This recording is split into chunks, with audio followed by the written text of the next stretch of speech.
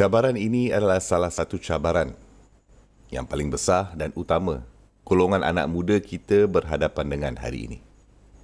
Dan ini adalah cabaran godaan, terutamanya berkaitan dengan hubungan di antara lelaki dan perempuan. Satu perkara yang perlu difahami di sini mengenai keadaan Yusuf alaihi salam. Dia sedang digoda ni. Wanita ini benar-benar sedang melemparkan dirinya ke arah Yusuf alaihi salam. Dan wanita ini telah kunci pintu. Bukankah itu akan menjaminkan suasana privasi? Aku tak akan kena tangkap. Maksud saya, wanita ini telah mengunci semua pintu-pintu. Pintu yang berada bertingkat-tingkat. Pintu masuk di depan, pintu masuk ke lorong, dan pintu masuk ke dalam bilik ini. Dan wanita ini kunci dengan rapi semua ketiga-tiga pintu itu. Tidak ada siapa yang akan dapat melihat, tidak ada siapa yang akan dapat tahu. Tiada siapa yang boleh masuk, tak ada siapa langsung. Sunyi sepi, seolah-olah ia tidak pernah berlaku. Buat kerja dan lepas tu beransur pergi, itu saja. Oleh itu ujian ini menjadi lebih sukar. Wa qalat hai talaka. Wanita itu berkata, jomlah, aku dah ready ni untuk kau. Ini adalah tawaran terbuka, kan? Apa kata Yusuf AS? Tolong, ma'azallah. Aku memerlukan perlindungan Allah dan aku perlukannya sekarang juga. Aku perlukan perlindungan Allah Subhanahu Wa Taala sekarang. Jadi perkara pertama yang anda ingatkan adalah satu-satunya jalan keluar dari keadaan seperti itu adalah untuk mengingatkan diri pada Allah Subhanahu Wa Taala. Kerana tidak ada sesiapa yang lain pada masa itu. Tidak ada siapa yang melihat apa yang anda sedang buat. Tiada siapa yang tahu apa yang anda buat. Tidak ada sesiapa yang akan menangkap anda pun. Tidak ada siapa pun yang akan masuk. Ini adalah satu rancangan terbaik dan hebat di dunia, kan? Tapi anda mesti mengingatkan diri anda akan dia yang memang tak diragu-ragukan nampak kamu. Yang memang tahu apa yang sedang kamu buat pada masa itu. Dan satu-satunya yang sedang melihatkan kamu dan tahu apa yang sedang kamu lakukan pada masa itu, dan itu adalah Allah Subhanahu Wa Taala. Ingatkan diri anda pada Allah Subhanahu Wa Taala dalam apa juga keadaan pun lah. Itulah satu-satunya jalan keluar dan lari dari dosa. Sehebat mana pun keadaannya pada masa itu, walaupun rasa sangat teruk untuk menyebutkan nama Allah pada masa itu, ia akan jadi macam tak kena gaya, kan? Betul. Ia pasti akan mengambil dari semua keseronokan dan keadaan, kan? Tapi time itulah paksa juga diri anda untuk hanya mengatakan Allah. Dan tengok lepas tu jika anda masih mahu melakukannya.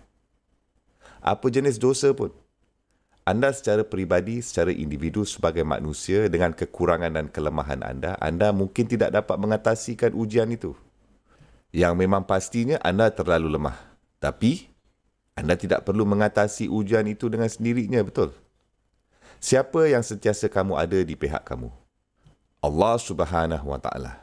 Dia Subhanahu Wa Taala sentiasa berada di pihak kamu. Carikan kekuatan dari Allah Subhanahu Wa Taala pada saat-saat yang lemah dan kritikal yang kamu sedang berhadapan dengan. Seperti, alamak, ini benda aku tak boleh buat lah. Aku tak boleh ingkar pada Allah. Aku tak boleh merosakkan hubungan aku dengan Allah.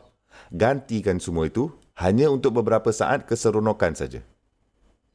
Dan perasaan takut itu akan dirasa. Dan anda tahu, anda sedar, anda harus keluar dan lari dengan cepat dari keadaan itu dengan segera. Maka apa tindakan seterusnya? Okey, tengoklah apa yang dilakukan oleh Yusuf AS. Wastabaqal baba. Istibak, dia berlari laju ke arah pintu. Cuba keluar dari keadaan itu. Tapi tunggu jap.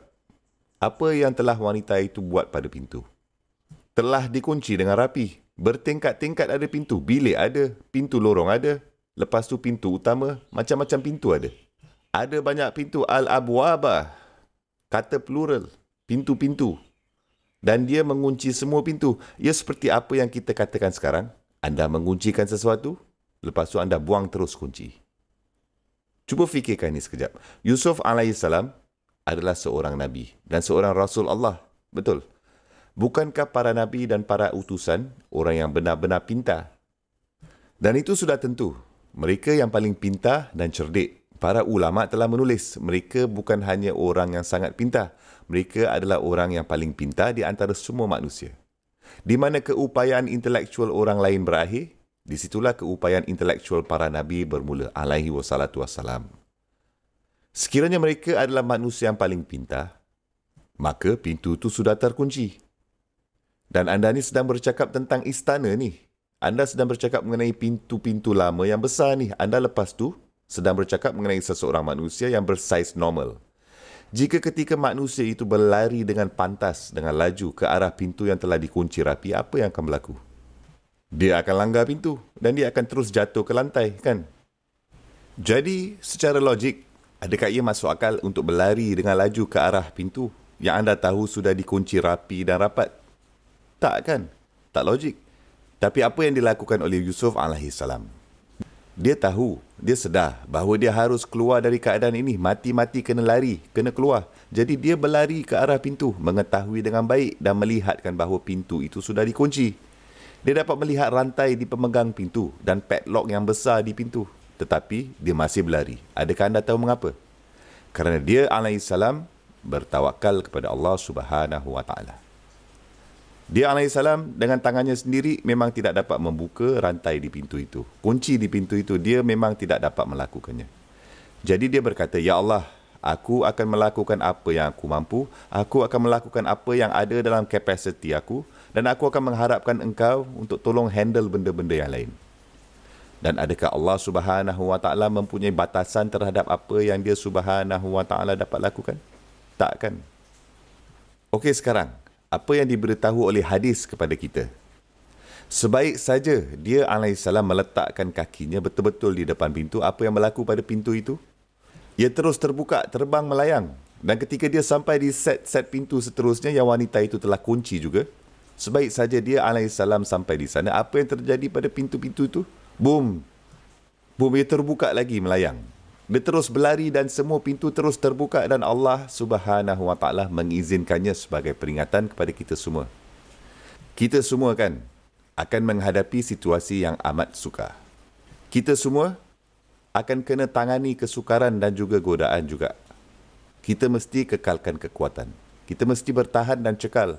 Tapi kadang-kadang anda tidak cukup kuat untuk bertahan, tak mampu. Itu tak apa, anda tidak perlu cukup kuat untuk tangani semua perkara. Anda hanya perlu menjaga hubungan anda dengan dia Subhanahu wa taala. Hanya dia Subhanahu wa taala yang satu-satu sahaja yang dapat menolong anda dan mengatasikan segalanya. Dan siapa dia tu? Allah Azza wa Jalla. Ingatkan diri anda pada Allah Subhanahu wa taala pada saat-saat itu.